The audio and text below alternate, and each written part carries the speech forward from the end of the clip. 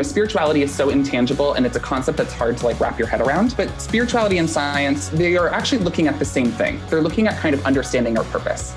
I started researching astrology and I noticed there was a lot of math component to it. And because my background is in interior architecture, I love geometry, obviously, and math is all patterns. Well, astrology is the same, it's all patterns. You may not think you're a math person, but it's all about a shift in perspective. Hi, I'm Vanessa Vicaria, aka The Math Guru, and you're listening to Math Therapy, a podcast that helps guests work through their math traumas one problem at a time. Whether you think you're a math person or not, you're about to find out that math people don't actually exist, but the scars that math class left on many of us definitely do. Oh, and don't worry, no calculators or actual math were involved in the making of this podcast. So, a lot of you who follow me on the gram know that I've gotten super into astrology. I think it's cool and like stars are pretty and why the fuck not, but I started noticing that as I posted about cool astrology stuff, I started getting shade from some of the scientists that follow me. Well, today I have an actual astrologer on the podcast to talk about why astrology gets such a bad rep in the world of science and why pitting spirituality against science actually does us a huge disservice. Guys, I am so pumped to introduce you to Anthony Perrotta, aka the astrologer I met on Instagram at the beginning of the pandemic, who has now become my spiritual internet BFF. Anthony, welcome to the podcast. Thank you. I am so excited. You don't even know. Okay, so first of all, I think we should discuss how we even met in the first place. Okay, so I don't even know how, but I started kind of getting interested in astrology and somehow you got sent to me on Instagram. I love when random shit like this happens. So we met on Instagram and actually a couple of weeks ago, I got my first ever birth chart reading by Anthony. It totally blew my mind. I feel like it changed my life. I'm a Gemini sun, Capricorn moon, Gemini rising, in case you were wondering. And Anthony, is there anything listeners should know about me from my birth chart that you feel like we need to say right now? Communication is key. That's all. Girl loves to talk. No, I'm just kidding. No, it's true. No, it is true. Anywhere that Gemini is present, there's this strong need to verbally communicate things in this lifetime. So for you, obviously, girl, you're doing it. It's also Gemini is a cerebral sign. So focusing on math, science, and concepts that are a lot less emotional. And so here we are.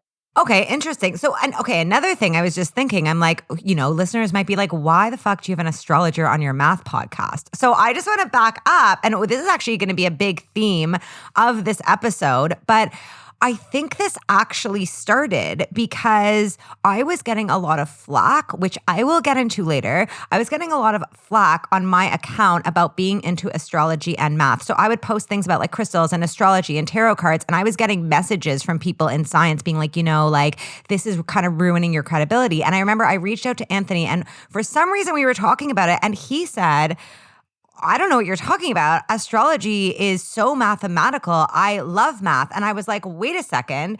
I actually had no idea. Let's talk about this. So let's talk about this. First of all, is it common for astrologers to be into math, or are you unique? So I think a lot of astrologers will say that they don't like math, but not realize that what they're doing is math, essentially. So the way that astrology uses math is you're looking at a chart, and a chart is a circle, right? So it's a wheel, essentially, and it's divided into 12 pieces or 12 pies, if you will. So it's geometry, essentially. And so the wheel is 360 degrees, right? Because that's what creates a circle. Every sign within it, so there's 12 signs, has 30 degrees. So of course, then 3 times 12, you get your 36. So 30 degrees, you get your 360. Within that, astrology looks at how every planet on that wheel, so it's a snapshot of kind of the sky at the moment you were born, how every planet interacts with one another. And the interactions are based on their degrees apart from each other. So if a planet is, let's say, 180 degrees away from another planet, that is called an opposition. So it's an obstacle. And then let's say a planet is 120 degrees away, it's a trine. So it's a harmonious and flowing aspect. This kind of relates to sacred geometry and certain aspects of that, which I feel like we can probably talk about at some point in this podcast because I think it's important. But in thinking about this, you can actually end up creating shapes, geometrical shapes, in the center of that wheel based on the aspects and the correlations between the planets. Okay, this is fascinating. So this is a good visual though, because I actually don't think I even understood it. So when you look at your birth chart, it is a circle divided into 12 even pieces, and there are Those are called houses. Okay, those are called houses, and each house represents like something about you, right? Yes, a different portion of your life. So it could be career, relationships, self, spirituality, health, anything. Okay, so now just to break it down further. So we have this wheel, it's divided into 12 houses, and there are basically planets scattered around that wheel. And then you're looking at the formations that they form with one another or where they are in relation to each of those houses. Exactly. Literally exactly that. I actually feel so much better. I actually needed to say that for myself because I really wasn't sure. Okay, so that's actually really, really helpful. So like, this is interesting. So it's based in math. We divide it up mathematically. I actually, like, here's a question I get a lot though. Like when people are like, someone said to me, according to the laws of physics, there is no way that the way the planets were in the sky at the time you were born has any effect on your personality. Do you ever hear that? Okay, so here's my thing, and this is going to sound a little cliche, right? But the idea that the moon can affect the tides, and we're made up of like— I always say that too. Okay, anyways, yes. Okay, sorry. Exactly. So we're made up of like 65% or 60% water. How can it not affect us too? And there have been a lot of studies talking about how the lunar phases of lunar cycles actually affect people's psychological state in some way. And if you look at the root word of like someone who probably is considered a lunatic, luna, right? Moon. So there's a lot of correlations actually between planetary, I guess, placement and energy and how it actually affects us. So I would disagree. But once again, back in history, once upon a time, astronomy and astrology were so interlinked and so kind of a part of one another. And over time, during the Age of Enlightenment, and as Christianity kind of took a stronger hold, it was seen as a form of divination. And so then it was associated with evil and then cast aside as being a pseudoscience and not an actual science. Wow. Okay. So this is really interesting. Let's pop back. I want to get into that into a second, but I don't want to gloss over what you said about sacred geometry. First of all, can you tell us, like, what is sacred geometry? So sacred geometry is pretty much the connection of the spiritual world through math. It's looking at patterns, naturally occurring cycles. It's looking at symbology, astrology, numerology, and how math is integrated into that. So design principles, art, and music all sort of have their own sort of sacred geometry. In correlation with this, there is this connection between architecture. So in creating, let's say, like a mosque or a temple or a church, architects would actually take certain geometrical shapes that they felt were had a spiritual impact, usually circles or crosses.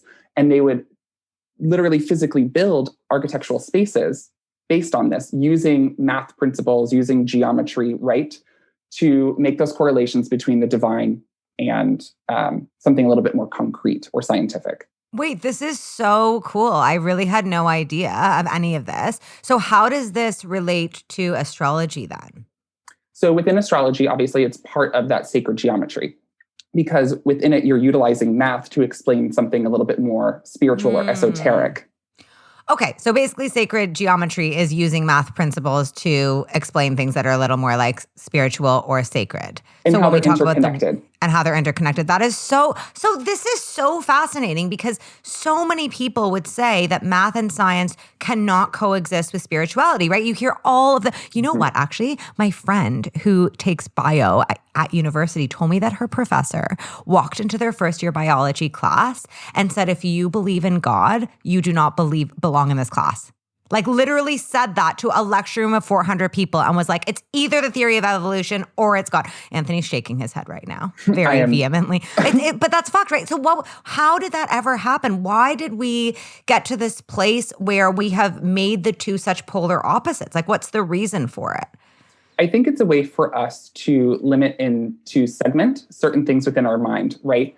So in thinking that for us, it's easier to see when we can place something in a box and we can place kind of a label on it.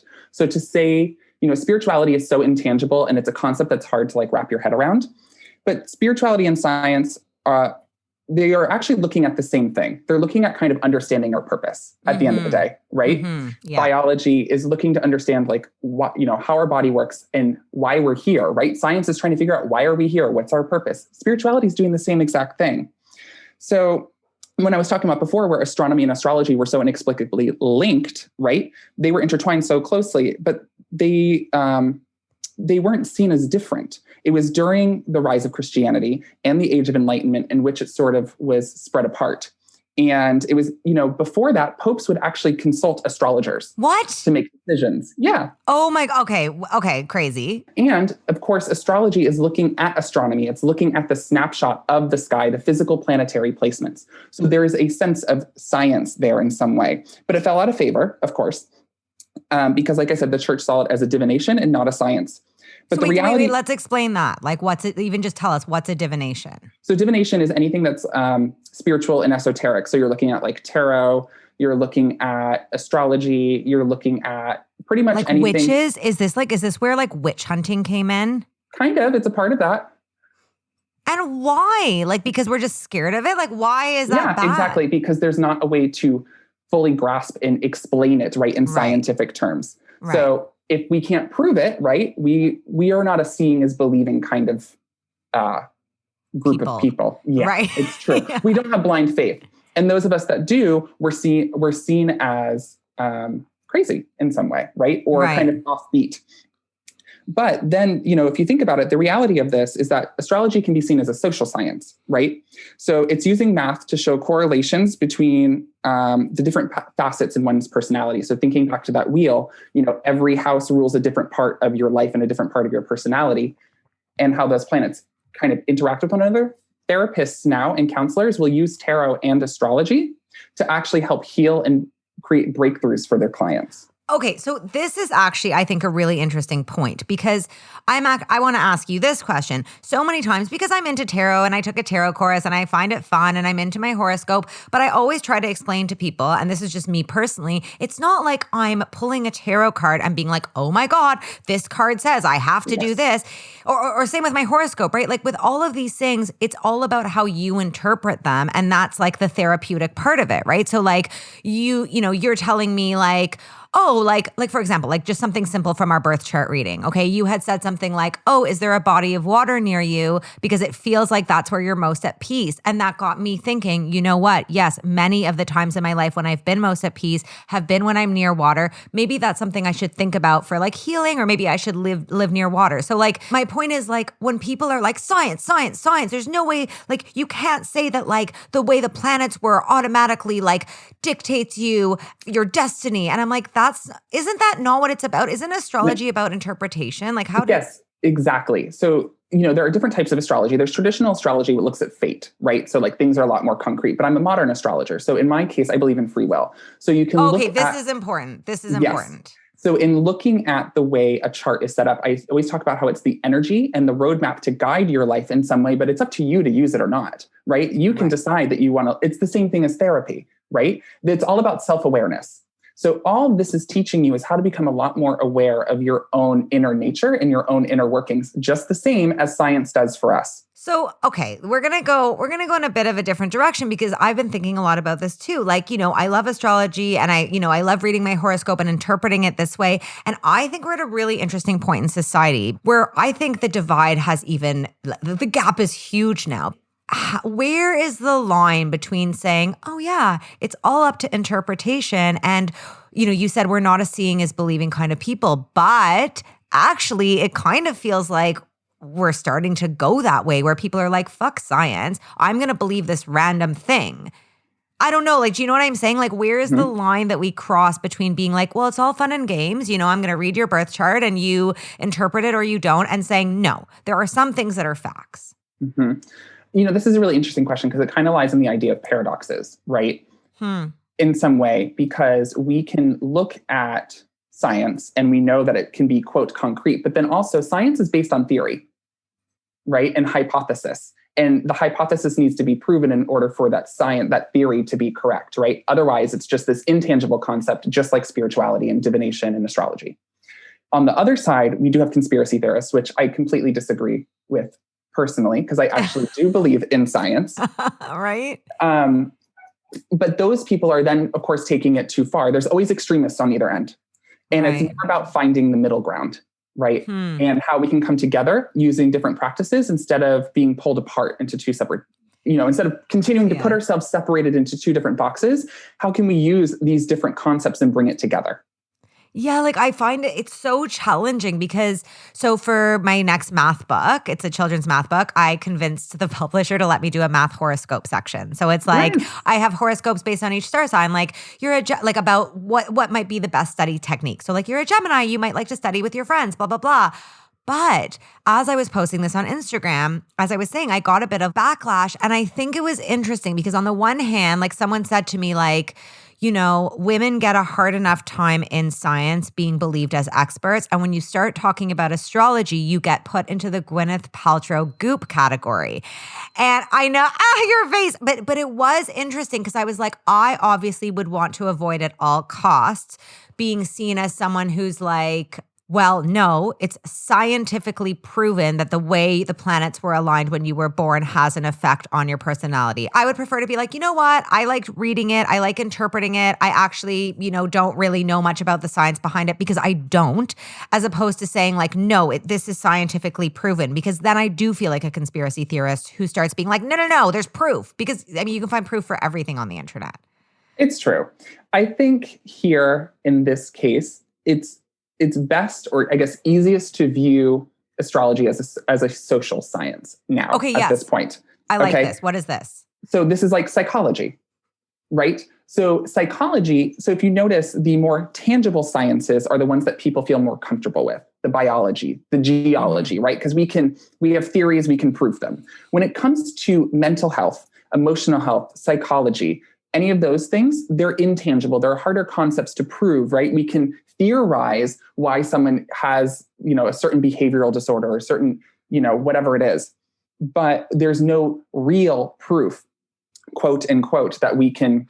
For a lot of the things, you're right, though, because I was thinking about how, like, for adults to get like an ADHD test, for example, you could either do the 8-hour, like they put you in front of computers and do all this stuff, or you can fill out a fucking questionnaire. So that to me is pretty intangible and subjective. Like I can fill out pretty much any questionnaire. Like if I did a questionnaire on ADHD, like, are you distracted often? Yes. Do you use your phone too much? Yes. Like, do you often lose focus? Yeah. Like those things, first of all, if me and you both did it, our interpretation of the question, do you get distracted, could be completely different. And at the end, we could get the exact same result. So it is a little more like, I know what you mean. It's a little more subjective. So I think that's interesting. And that kind of leads into my next question about the popularity of astrology now, because we were talking about this earlier, and I definitely want to get into this now. Like, it's funny that we like frown down so much on astrology, whereas the same is not true for religion, right? Yes. But it seems like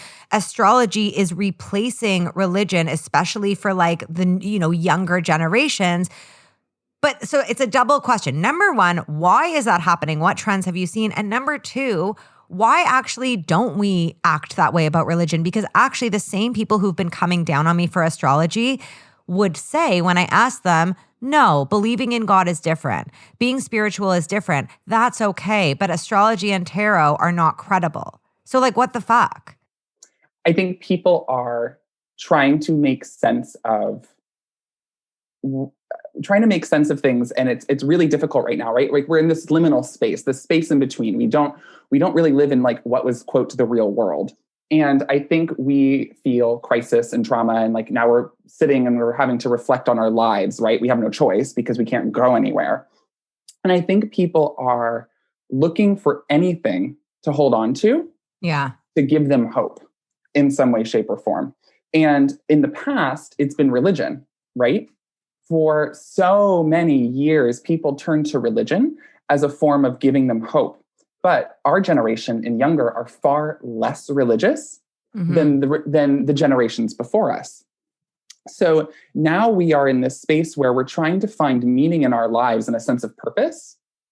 And we know that it isn't through God or organized religion. It's in a more of a spiritual realm. And this actually goes along with the idea of astrological ages. So in history, there's something that happens every 2,000 years we move from one age to the next. So we just exited the age of Pisces and entered the age of Aquarius in the year of 2000.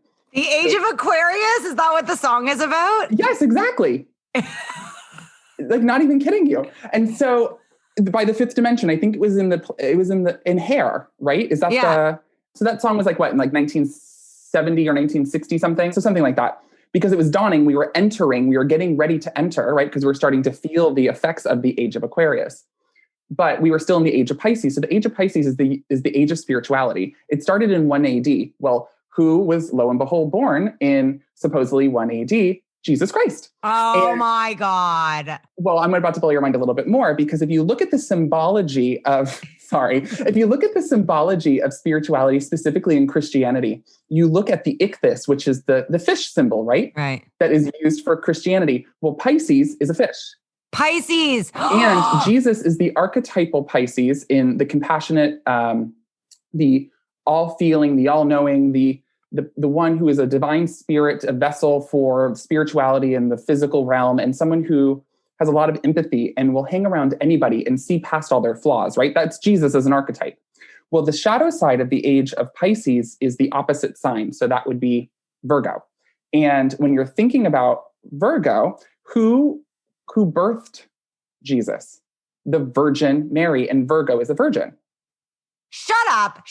What? And in looking at that, Virgo is all about organization and organizing chaos. So in order for religion to have grounds in some way, we needed to organize religion. We needed to make it feel tangible by giving it order and structure, instead of letting us just believe whatever we wanted to believe, which is very Pisces. And then thinking about that's Virgo, why there's like all these rules. Is that why? Yes, like there's like, exactly. Okay, because now I'm having like a crazy epiphany, and maybe I'm wrong, but like, I wonder if that's part of the reason why we're actually so much more of a fan of religion, is because you can still control people with religion because there are rules. And astrology and tarot doesn't have rules. Exactly. Well, there are like set principles, no, right? but there's not like you will treat others like this and you can't do this. Exactly. Okay. So this brings me into my next point. Oh, I love this. Okay. So in thinking that we're moving out of the age of controlled spirituality of Pisces, right? Because also during that time, like Buddhism came up and all these different other religions sort of formed and grew. Beyond that, we now move into the age of Aquarius, which is the age of freedom, the age of enlightenment. Right? Yep. So Aquarius rules higher knowledge and abstract, intangible concepts that somehow can be proven in some way. This involves science, astrology, occultism, social structures. So these are all together. I'm freaking out because there's so many cults right now. I feel like cults are like really popular at this time. Okay, sorry, go ahead. But even the occult, which is like the divination, right? You're like, I did not say cults. Okay, sorry. No, but it is true because Aquarius does actually rule the group think. So you're not wrong. So it rules collective mentality. Mm-hmm. Okay. Oh my God. Okay. Well, this is really, really, really interesting. And I have to say, like, I don't know how, how do you know all this? How did you even get into astrology? Like, how did this happen? So it's really not even that interesting. It's not. So I would read my horoscopes and I'd be like, I don't feel like a Pisces. I'm not like hypersensitive and like overly emotional. Like I'm a sensitive person, but not like that. So then being me, I wanted to know more. And obviously I like to interconnect different aspects of life, right? Into something. So I could see how astrology had validity in some way. And I started researching astrology and I noticed there was a lot of math component to it. And because my background is in interior architecture, I love geometry, obviously, and math is all patterns. Well, astrology is the same. It's all patterns. It's all cycles and how things change every so many years and how everything's changed every year even, right? Or every month. And so it just kind of drew me in closer. And I became obsessed. And then I would just read everything I could about it. And then I would research anything I could about it. I would watch videos. I would go online for hours to the point where I became really comfortable in reading charts and understanding them and interpreting them. And then eventually ended up making it part of my career in some way.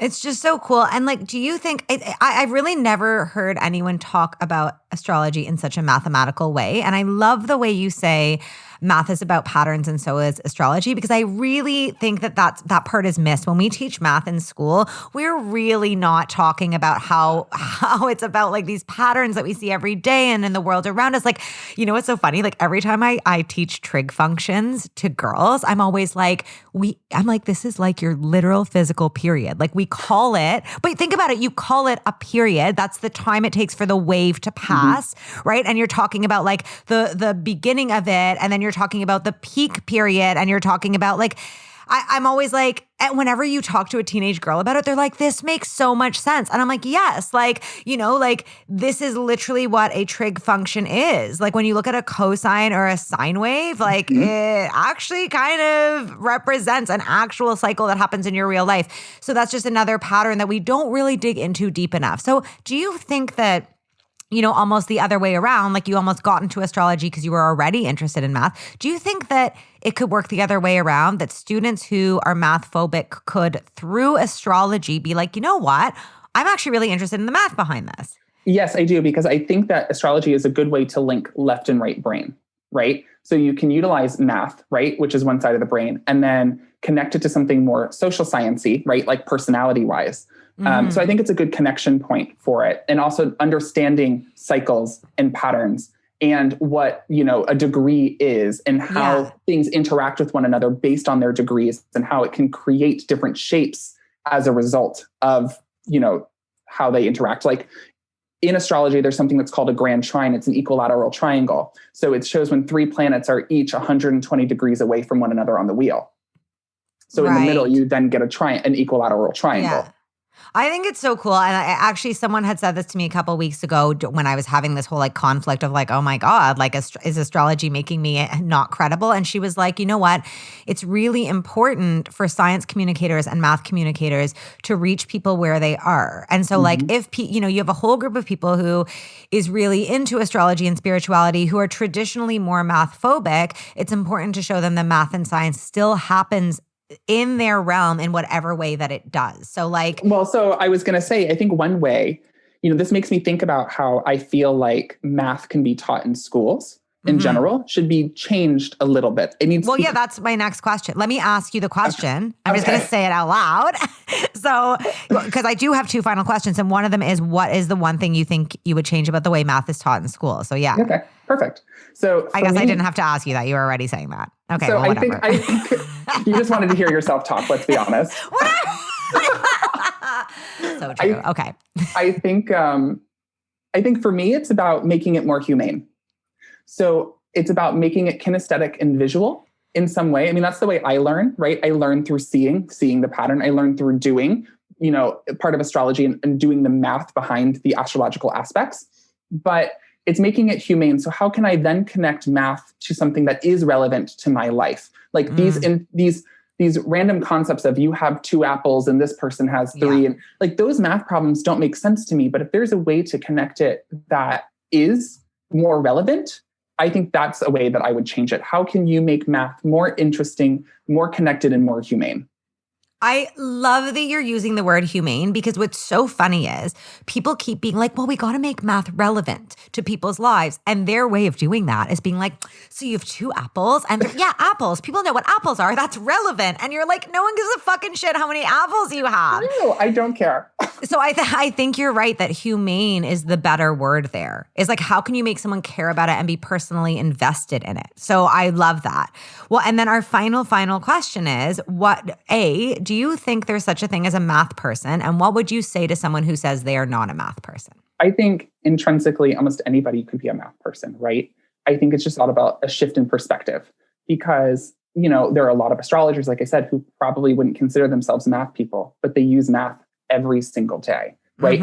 Artists are the same way. People who paint or sculpt, there's a sense of math, right? And understanding physics in creating a sculpture. You may not think you're a math person, but it's all about a shift in perspective. Ugh, Okay, this has been like I could talk to you forever, not just to hear the sound of my own voice, okay, but to hear you speak. but we're gonna end it here. You're so amazing. For anyone who wants to get their chart read or learn about astrology, highly, highly recommend Anthony. He is the coolest. He is the most knowledgeable person I know about this topic. Can you tell us? Oh, and also like his Instagram account. I'm just gonna say this because you're probably not gonna want to brag. His Instagram account is just so aesthetically pleasing. I would highly recommend following him at AP_astrology. And Anthony, do you want to tell us anything else? Where can people find you? Like, just tell us anything. So, I mean, you can find me on my Instagram. You can find me on my website at www.perrotta.co. Otherwise, not really. And on the idea of my Instagram being aesthetically pleasing, that's my marketing background, right? So once again, this is a human psychology, a social science. Yes. You grab someone through visual, and then you give them the copy and the content that keeps them going and keeps them staying. Such an inspiration. Love you so much. I love you. Bye. Bye. I loved this convo so much, and honestly, it kickstarted a bunch of other conversations for me about the lines we've drawn between spirituality and science. Just because you have a little faith doesn't mean that you're anti-science. I mean, I don't know. I'm sort of dying to hear what you guys thought of this episode. Are you into astrology? Totally against it? Astro-curious? Oh my God, I just made that up, but I kind of love it. Well, you can find out more from Anthony's stunning IG account at AP_astrology. If something in this episode inspired you, please tweet us at Math Therapy, and you can also follow me personally at The Math Guru on Instagram or Twitter. Math Therapy is hosted by me, Vanessa Vicaria, produced by Sabina Wex, and edited by David Kochberg. Our theme song is Waves by Goodnight Sunrise, which is actually my band. If you know someone who needs math therapy or needs to hear someone else getting math therapy, please share this podcast and rate or review it on whatever podcast app you use. Those things actually make such a big difference. I am determined to change the culture surrounding math and to give math like a massive makeover, and I truly need your help. So spread the word. That's all for this week. Stay tuned for our next episode out next Thursday.